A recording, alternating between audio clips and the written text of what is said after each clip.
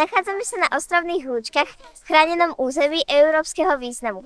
Prišli sme pomáhať orchideám, aby mohli vyrásť. Hoci aktuálne to tak nevyzerá, toto územie je naozaj pestré. Nachádzame sa v ekosystéme teplých, suchomilných lúk. Prečo potrebujú orchidei pomoc?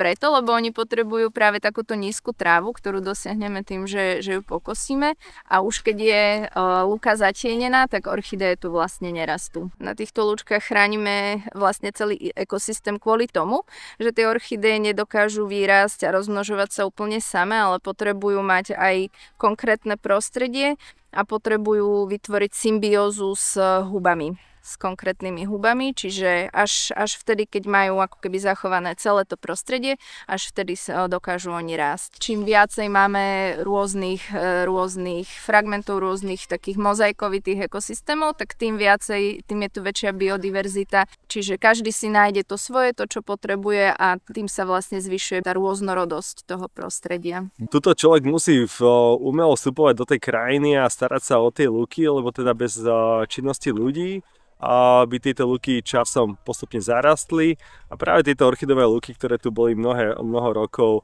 by časom zanikli. Tento projekt aktuálny Interregový je práve v určitej miere zameraný aj na tieto manažmenty územia a vlastne teda primárne sa starať o toto územie, robiť práve tieto manažmenty práve s touto mladšou vekovou kategóriou. Čo by sa stalo, keby sme im nechodili pomôcť? Zarastli by. Je to úplne jednoduché, sú tu proste náletové dreviny, invázne rastliny, ktoré teda bohužiaľ stačil by jeden rok a táto lúka by vyzerala úplne ináč, ako keď je pravidelne sa o ňu starané. Územie európskeho významu je to z toho dôvodu, lebo teda práve sú tu tieto vzácne druhy orchideí, o ktoré sa staráme a sú teda naozaj na veľmi malých územiach na Slovensku a teda jedno z tých území práve tieto ostrovné lúčky. Naturácké územia európskeho významu, to si inak určujú členské štáty. Dôležitosť nespočíva vo veľkosti vždy.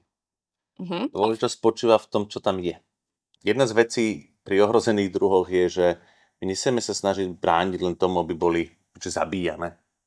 To je jedna vec. A druhá vec je, že oni musia mať kde žiť. Takúto veľkú kapu sme nahrabali.